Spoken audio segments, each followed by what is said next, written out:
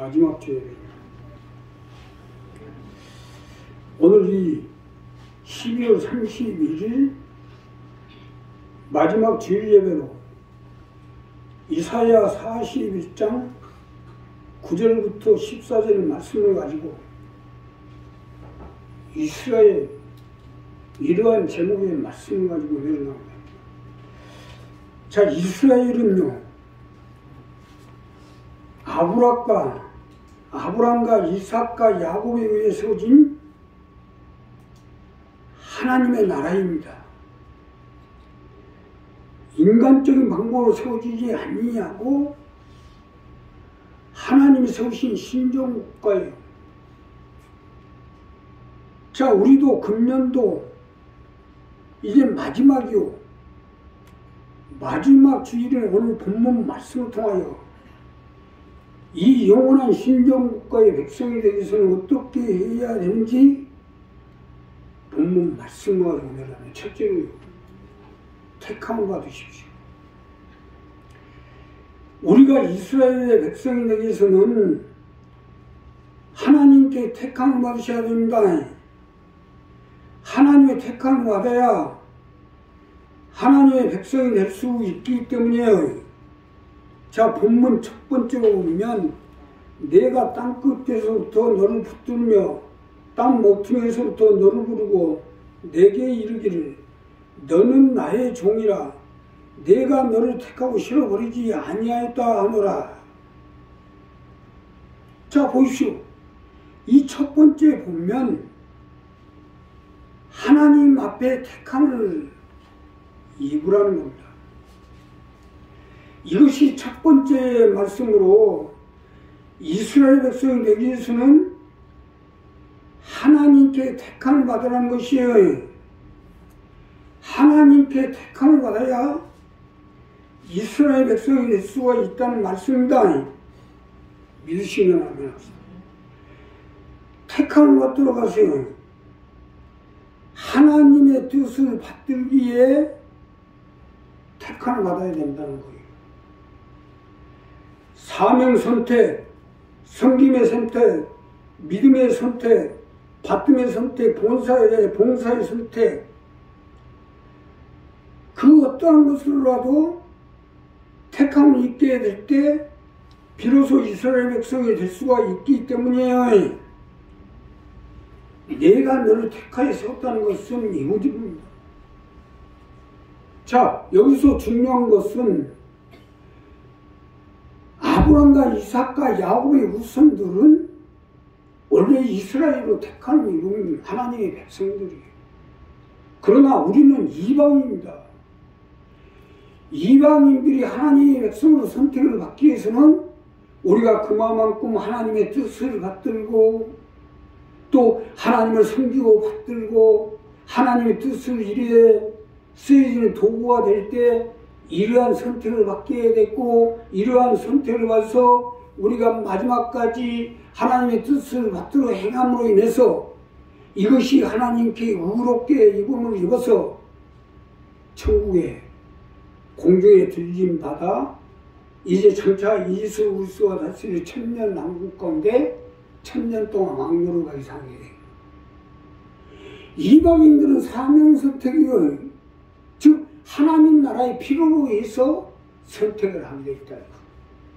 교회 왔다 갔다, 나는 어디 교회 다니고 어디 교회 몇 년 다녔고 또 교회에서 직분을 뭐가 담고, 이것은 별로 중요한 문제가 아니에요. 하나님의 뜻을 받드는데 쓰임을 받고 도구가 된다는 거, 이 자체가 선택이에요. 자, 하나님이 세우신 교회, 온 천하의 만민의 복음이 전파가 됐고 이로 인해서 교회가 세워지게 됐고, 자, 초대 교회로부터 시작해서 나오리한 마지막 교회까지 교회들이 세워지게 됐고, 이런 하나님의 뜻을 이루고 행하기 위해서 세워진 교회를 여기에 밑거름이 되고 받침대가 된다는 그 자체가 택함을 받는 거예요. 우리가 이 부분이 정립이 돼야 됩니다. 말씀대로 내가 너를 택하였다잖아요. 하나님이 부르고 택하였다는 말씀 아닙니까? 이렇게 해서 어떻게 더 쉽게 설명드리면, 내가 하나님을 선택한 게 아니에요. 하나님의 야곱을 선택했다는 것입니다. 그러니 우리도 마찬가지로 선택을 받아요. 이 야곱은요, 아주 수단과 방법이 아주 대단한 사람이에요. 수단과 방법만 의존하는 야곱이었지만, 이스라엘의 머리가 된 것은 하나님의 뜻 가운데 쓰여지고 도구가 됐기 때문이에요. 이와 마찬가지로 내가 하나님이 선택한 게 아니라 하나님이 나를 선택해야지요. 그래야 이스라엘이 되는 거예요. 나 역시 마찬가지로 내가 무슨 잘한다고 대단해서 하나님 나를 선택한 게 아니에요. 그래도 하나님의 뜻을 받들고자 하는 마음이 있으니까, 그래 알았다 그러면 이렇게 해라, 이렇게 해라, 이렇게 해라 해서 지금까지 온 거예요. 내가 하나님을 선택하는 게 아니라 내가 하나님의 뜻을 받들고 밑거름이 되고 받침대가 되고 하나님을 섬기고 받들어야 되겠다는 이런 마음을 가지니까 하나님이 붙잡아 주시고 인도해 주시고 함께해 주시고 택하여 주시고 세워주셔서 그 하나님의 뜻을 받들어 행할 수 있도록 함께해 주시는 거예요. 하나님이 나를 선택해야죠. 그래야 이스라엘이 되는 거예요. 나 역시 지금 이스라엘이 된 건 아니에요. 하나님의 택함이 있고 하나님 나라 가운데 쓰여지게 되면 이걸 의로 보시고, 여기서 하나님이 장차 예수 그리스도가 세상 가운데 오시는 날 들림을 받고 공중에 들림을 받아서 주와 함께 영원히 이스라엘 가운데 천년 왕국이 살아갈 수 있도록 이끌어 주시는 거예요. 이게 대단한 거예요. 이게 문제예요. 이걸 잘 하셔야 돼요. 아마 하나님이 나를 선택하지 않았더라면 진작 세상을 떠났을 거예요. 내가 올 2023년 마지막 주일까지 거의 40년이라는 세월을 하나님이 같이 해주시고 함께 해주시고 30년 동안을 목회를 했는데, 하나님 나를 선택하지 않았다면 지금까지 어떻게 견뎌왔겠어요? 하나님이 선택하고 하나님이 함께가 있기 때문에 견뎌온 거 아니겠어요? 이와 같이 우리도 하나님께 택함을 받아야 하나님이 함께해 주시고 지켜주시고 도와주셔서 참으로 이스라엘 백성으로 살아갈 수 있도록 함께해 주시게 돼 있어요. 오늘 마지막 주일날 이 부분은 분명히 정립했어요. 이 부분은 분명히 정립해서 다가오는 2023년 4년 새해에도 하나님의 도움을 받고 함께 하심을 통해서 온전한 새해를 맞이하시는 여러분 되시길 축복합니다. 두 번째는요, 하나님의 사람이 되십시오. 우리가 이스라엘 백성에 대해서는 하나님의 사람이 되셔야 됩니다. 하나님의 사람이 되어질 때 이스라엘 백성이 될 수가 있기 때문에, 자 본문 두 번째로 보면 두려워 말라 내가 너와 함께함이라. 놀라지 말라 나는 내 하나님이 되니라. 내가 너를 굳세게 하리라. 참으로 너를 도와주리라.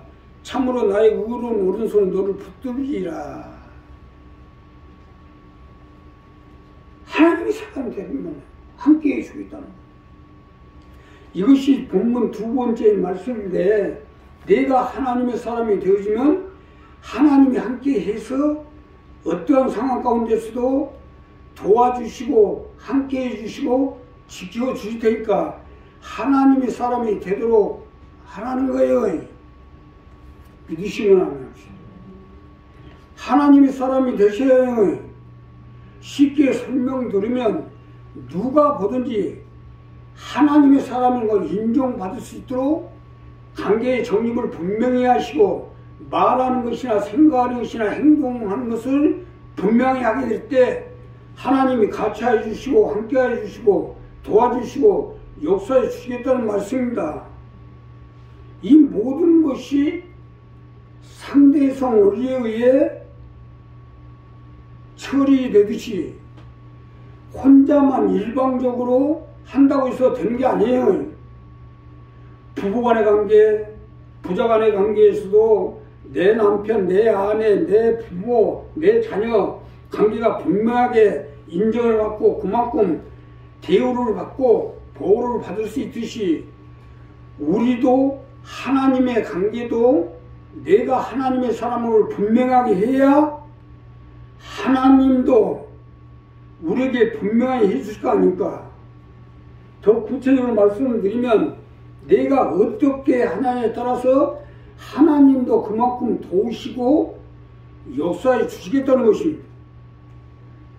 두려움 말라 내가 너와 함께합니다. 나는 내 하나님이 됩니다. 내가 너를 굳세게 하리라. 참으로 도와주리라. 이 본문 두 번째 말씀이 이 말씀입니다. 나는요 하나님이 나와 함께 해주시고 도와주시고 지켜주실 건가 이 부분은 아예 30년 동안 한 번도 생각해 본 적이 없어요. 그것은 하나님의 관계자고 나하고 아무런 관계가 없어져서가 아니라 내가 하나님 앞에 내 할 바를 다하고 내가 할 수 있는 모든 것을 올인해서 다하고 있는데 걱정할 필요가 없지 않겠어요?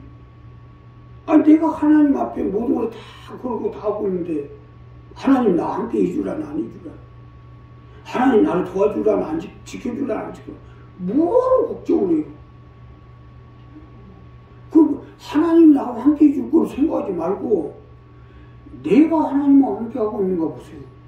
내가 하나님을 받들고 있고 내가 하나님의 최선을 다하고 내가 모든 걸 다 해서 올인해서 하나님 받고 있는데 하나님 함께 해주고 이렇게 도와주게 해주라나 나와 같이 해주라나 걱정할 필요가 뭐가 있냐.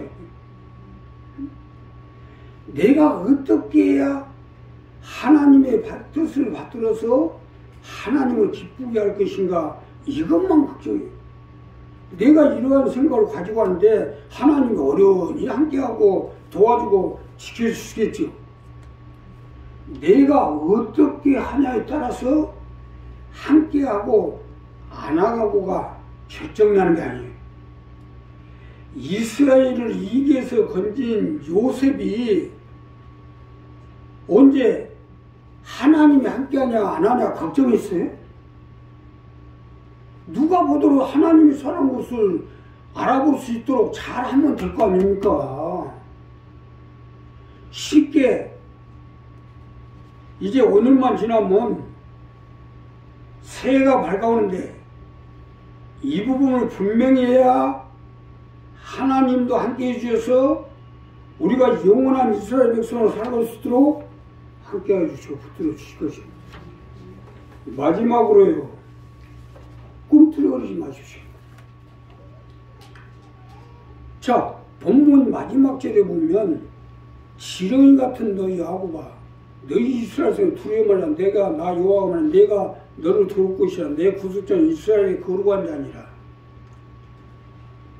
왜 지렁이같이 꿈틀거리냐는 거예요. 지렁이가 꿈틀거린다고 생각해 보세요. 얼마나 징그러워요. 야곱이 오죽 꿈틀거렸으면 지렁이라고 했겠어요, 하나님.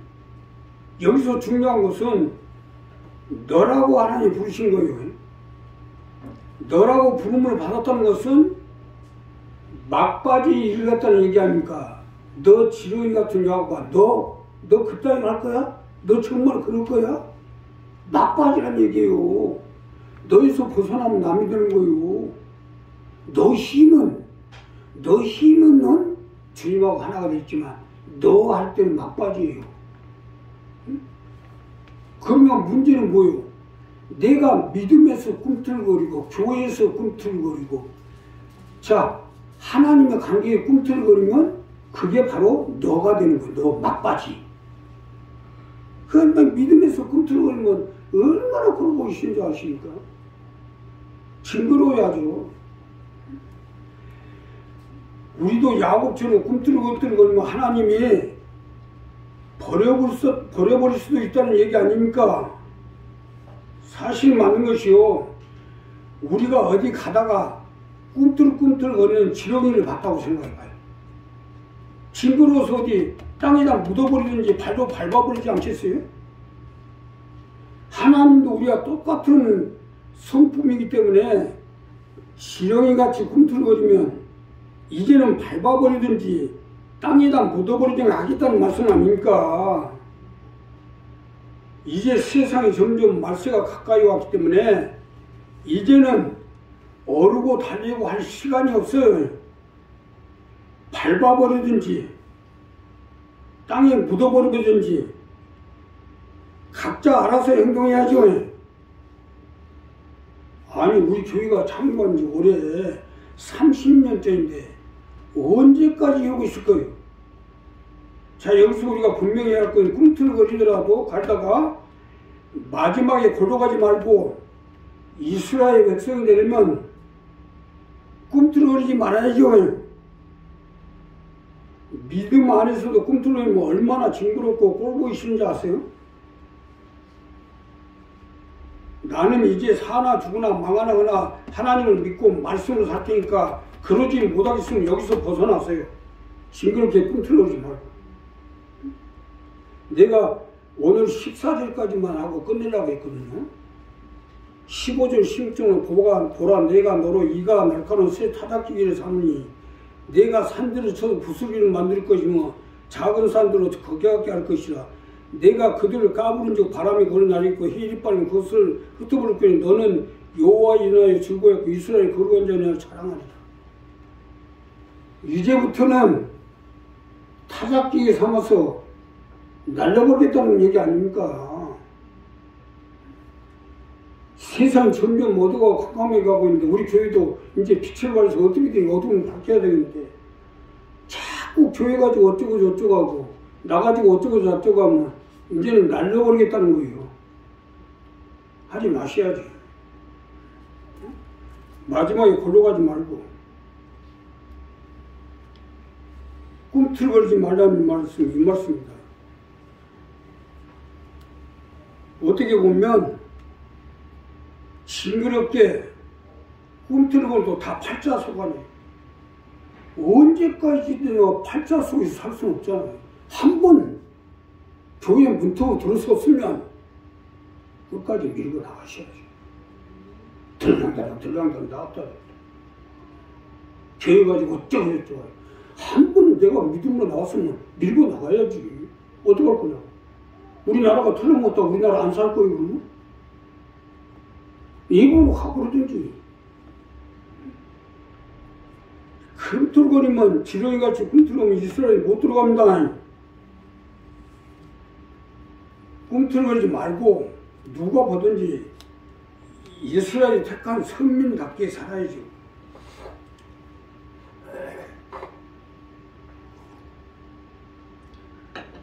다른 건 몰라도 하나님 나라 하나님의 종에 되들으면 죽습니다.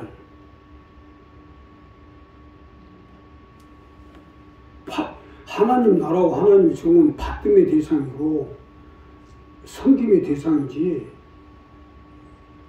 판단하고 따지고 어쩌고 저쩌고 할 대상이 아니에요. 우리 곡성 어르신하죠. 2층 사택교회로부터 그렇게 받들고 최선을 다하거든요. 저분 뭐 작은 아들이 지금 도저히 살 수가 없어요.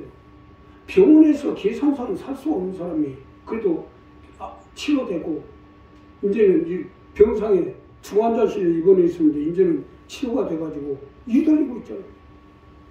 이제 큰아들도 점점 살아나고 있어요. 하다못해 곡성 북단골에 사는 영철이 아직까지도 내가 작년에 가서 만나고 기도를 해주고 왔어요. 근데 병원에서도 이미 손 띄고 포기한 암인데 신약이 나와가지고 신약 치료로 시작했는데 지금 많이 나아졌어요. 보세요. 최선을 다해서 받들고 하니까 하나님이 역사하잖아요. 우리도 마찬가지예요. 하나님 나라, 하나님 지금 받침의 대상이지 판단의 대상이 아니다 이거예요. 죽어도 살아도 망해도 뭐해도 다 하나님 하실 일이요. 우리가 할 일이 아니에요. 우리는 그저 받침의 대상이에요. 우리 한 사람 한 사람 이 부분 분명히 하세요. 꿈틀거리지 말고 최선을 다하세요.